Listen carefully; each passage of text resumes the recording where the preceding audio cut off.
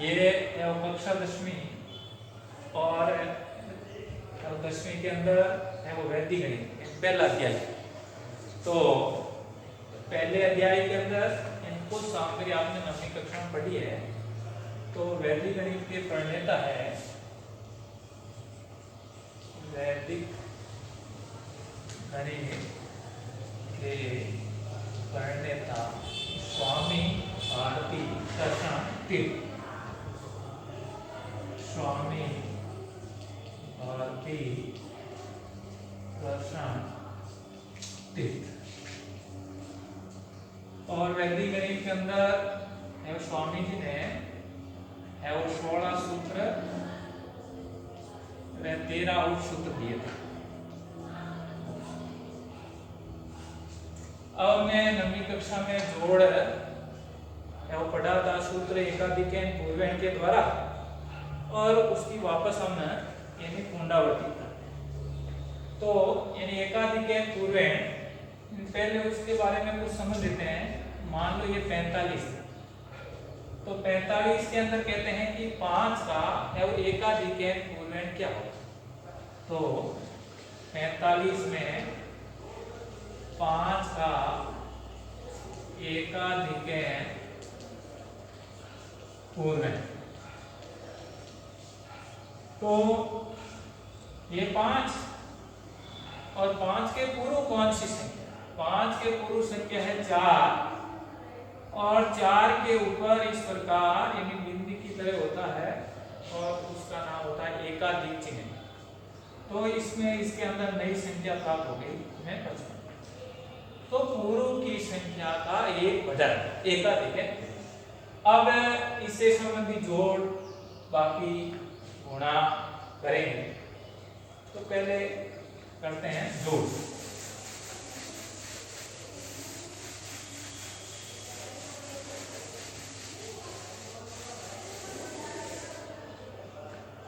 योग लिखते हैं 4 5 9 4 3।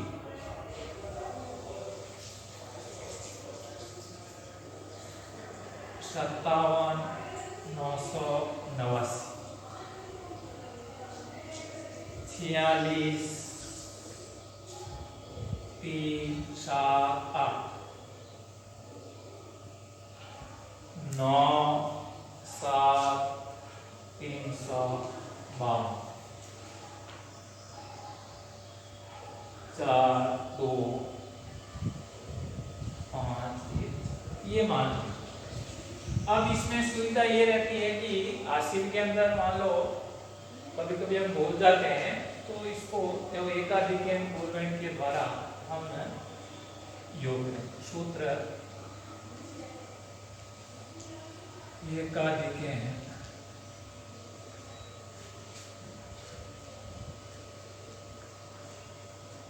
इसमें थोड़ा लिखने का तरीका ध्यान रखना कि यहाँ बीच के अंदर है वो जगह थी। यदि हम पास लिखते हैं तो फिर जो हम एकाधिकैन का चिन्ह लगाएंगे उसके अंदर है वो ये पता नहीं चलेगा कि कौन सी संख्या के ऊपर है वो है चिन्ह है। तो देखिए यानी एकाधिकैन जो गणित है वो दार्शनिक प्रणाली से चलती है, इसलिए हमारा आधार 10 100 1000 10,000 ऐसे चलता है।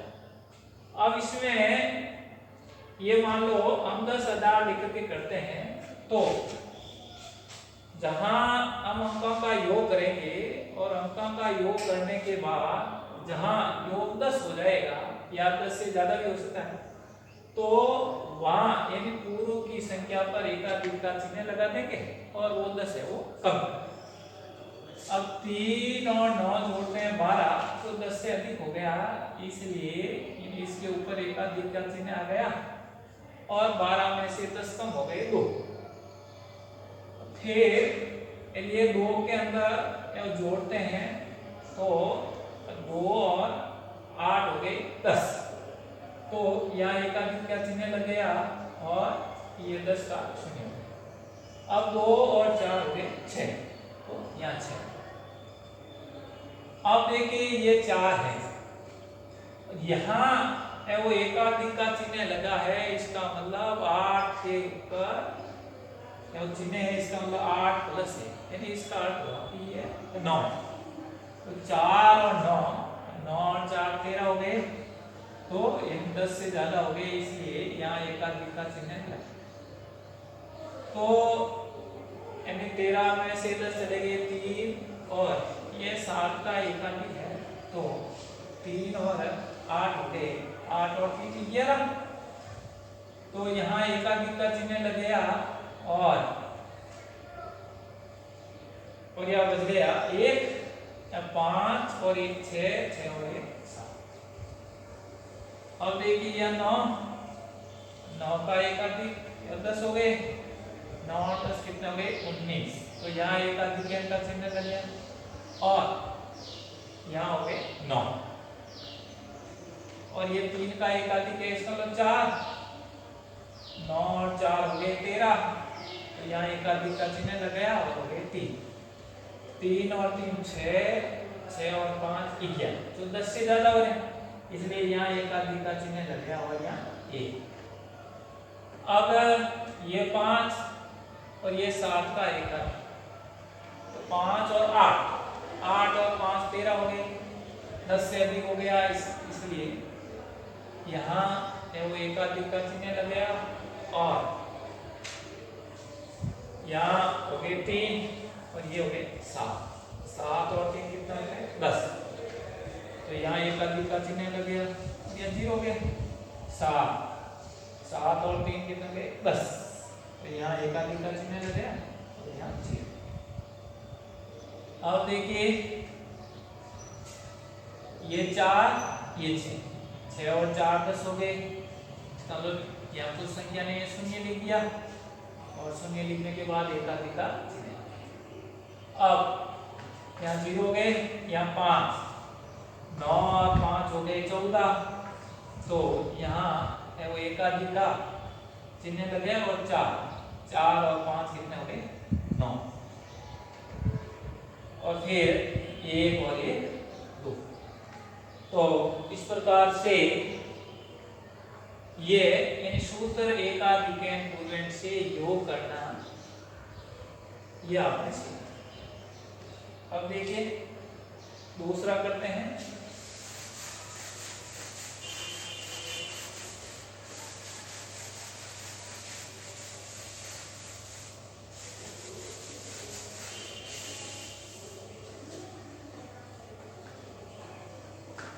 अब है घटाना।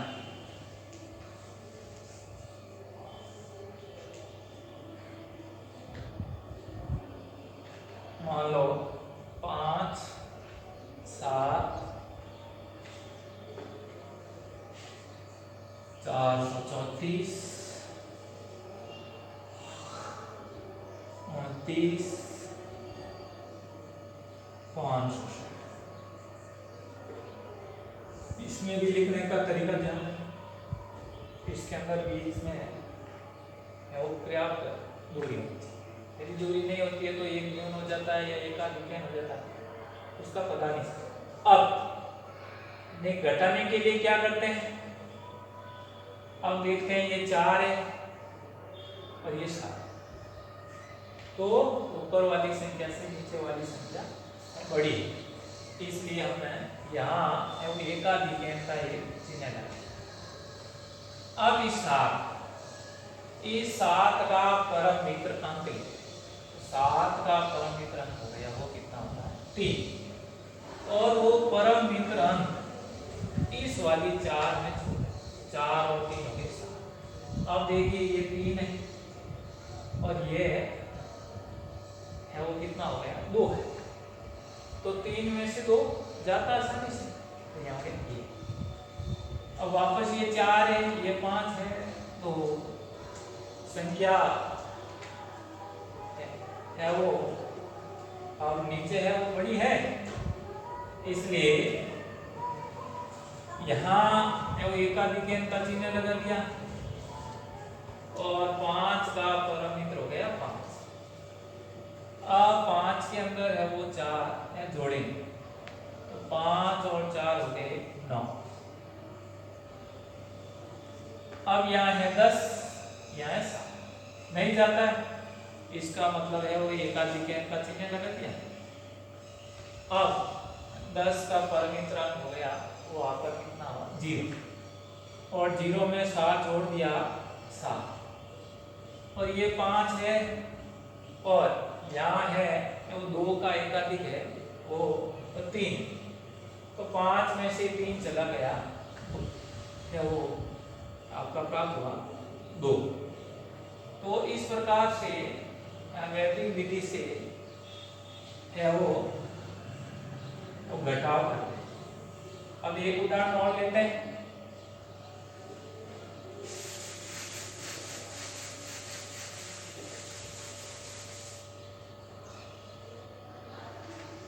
घंटा, मिनट और सेकेंड।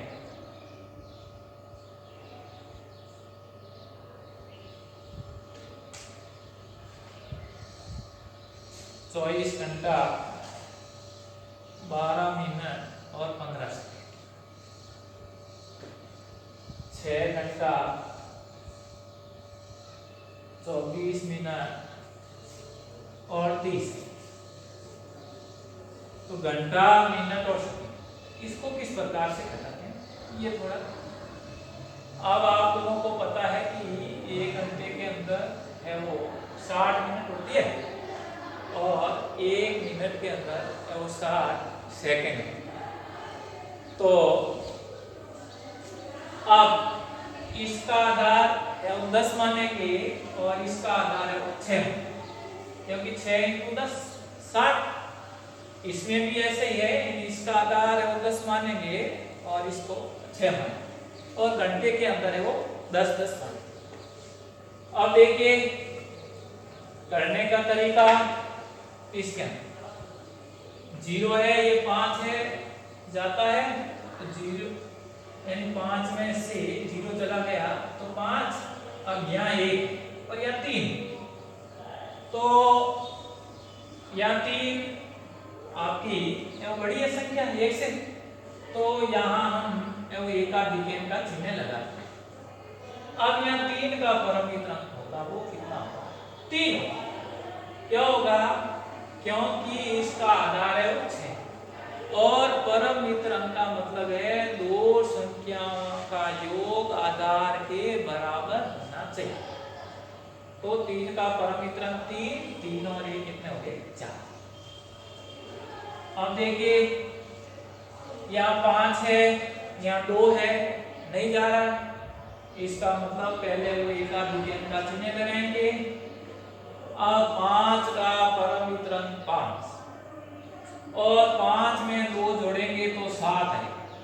अब देखिए इसमें यहाँ 2 का एकाधिक है 3, और यहाँ 1 नहीं जा रहा है, इसका मतलब है यहाँ एकाधिक का एक चिन्ह लगा है। तो यहाँ आधार है वो आपका है वो कितना है 6 है, इसका मतलब है कि ये 3 है, तो इसका परमित्रांक है 6 में से 3 गया वो कितना होगा 3, तो 3 में 1 ये जोड़ेंगे तो कितना हो जाएगा 4। अब देखिए ये 4 है और ये 6 का एकाधिक है, इसका मतलब कितना है 7, तो 4 से 7 बड़ा है, इसलिए हम यहाँ एकाधिक का चिन्ह लगा दिया। अब 7 का परमित्रांक है वो 3 है, और इस 3 में 4 जोड़ा तो 7, और ये 0 का एकाधिक है वो कितना है 1, 2 में से 1 चला गया तो कितना रह गया 1। तो इस प्रकार से आपका 17 घंटा 47 मिनट और 45 सेकंड। तो इस प्रकार से सूत्र एकाधिक के द्वारा जोड़ और घटा।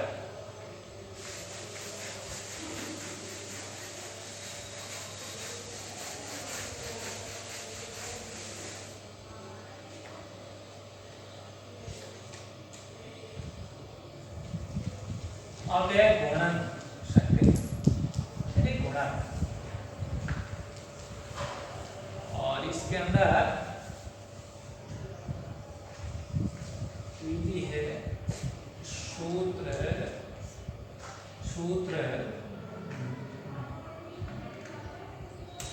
ऊर्ध्व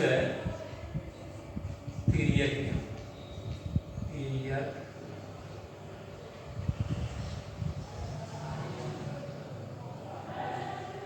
ऊर्ध्व तिर्यक।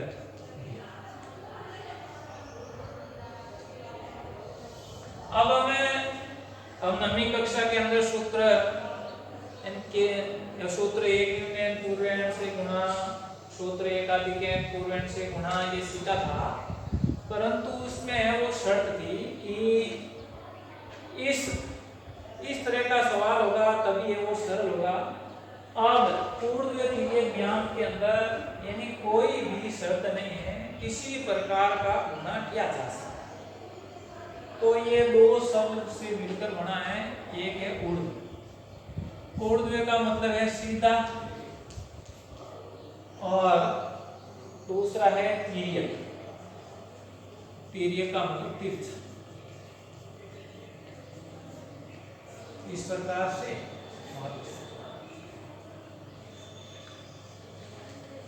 ऊर्ध्व तिर्यक, सीधा और तिरछा। अब हम सवाल लेते हैं।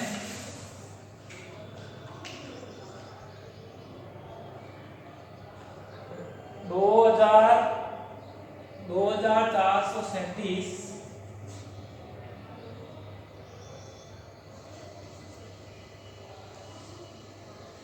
4000 ये मान लो। अब सबसे पहले इसमें क्या होता है कि वो समूह बने, तो यानी समूह कितने बनेंगे ये जानकारी चाहिए। तो समूह संख्या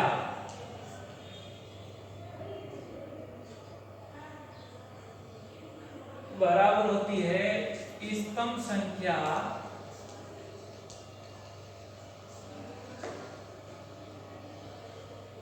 संख्या इंटू 2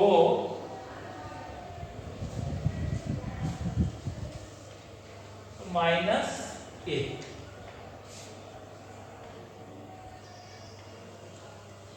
तो अब देखना है इसमें कितने समूह हैं।